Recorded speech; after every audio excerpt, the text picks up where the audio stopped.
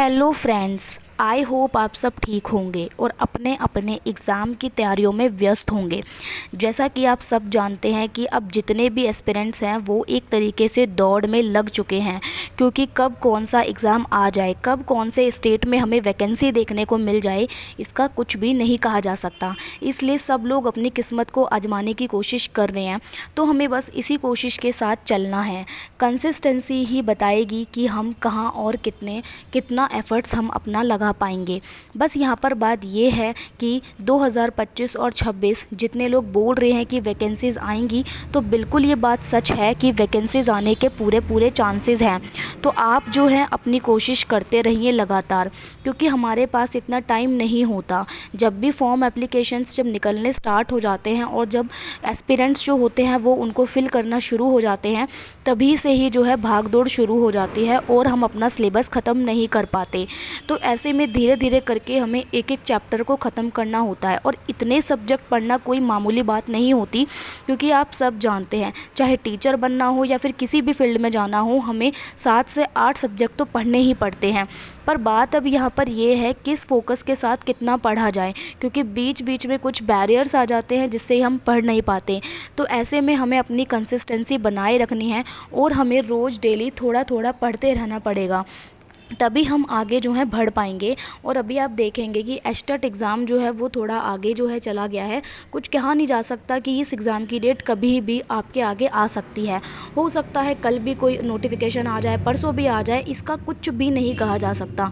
कभी भी नोटिफिकेशन आपको देखने को मिल जाएगा कि अब जो है एचटेट इस तारीख को हो रहा है, तो हमारे पास टाइम बिल्कुल भी नहीं बचेगा। इतना ही टाइम होता है जिसमें हम अपने कैसे भी करके टॉपिक क्लियर कर सकते हैं। लेकिन इसी के साथ जो है जिन बच्चों का टीजीटी पीजीटी वाला एग्ज़ाम है, तो वो बच्चे उन पर भी फोकस करें, क्योंकि टीजीटी पीजीटी एग्ज़ाम्स जो हैं वो सीधा जॉब के एग्ज़ाम्स होते हैं, तो वो ज़्यादा ज़रूरी होते हैं। टैट का मतलब होता है कि आप अगर टैट दे रहे हो तो आप उस स्टेट में आने वाली वैकेंसी में बैठ सकते हो, पार्टिसिपेट कर सकते हो और अपना एग्ज़ाम दे सकते हो।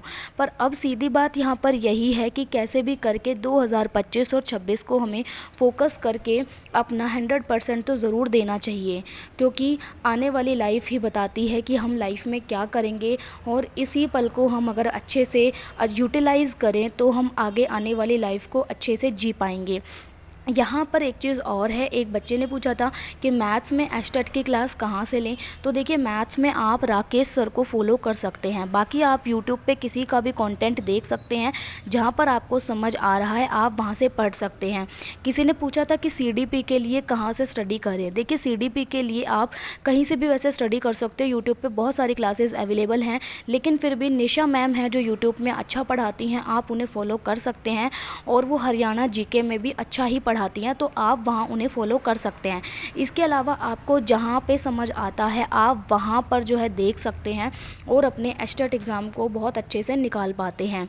किसी ने पूछा था कि अब इस टाइम जो है ना, क्योंकि बहुत सारे बच्चे जो हैं देख रहे होंगे, क्योंकि कोर्स जो हैं वो निकले हुए हैं कि आज ये कोर्स ख़रीद लीजिए, मतलब 7 डेज़ में 8 डेज़ में क्रैश कोर्स हो जाएगा। तो देखिए, कोई भी कोर्स लेने का फ़ायदा नहीं है। टैट वाले एग्ज़ाम्स तो ऐसे होते हैं कि आपको सब कुछ पढ़ना पड़ता है, और अगर सेल्फ़ स्टडी की जाए तो उससे भी टैट के एग्ज़ाम्स निकाले जा सकते हैं। मैं आपको यहाँ पर एक बात बताती हूँ, क्योंकि एचटेट एग्ज़ाम साथ में ही है, इसके अलावा टीजीटी पीजीटी एग्ज़ाम भी चल रहे हैं। तो ऐसे में जो है सबसे ज़्यादा फोकस आपका मेंस एग्ज़ाम में होना चाहिए, क्योंकि देखिए टैट एग्ज़ाम हमेशा आएंगे, हर साल होंगे। तो बेस्ट ऑफ लक, और अपने टैट एग्ज़ाम को ज़रूर क्वालिफाई कर लीजिए।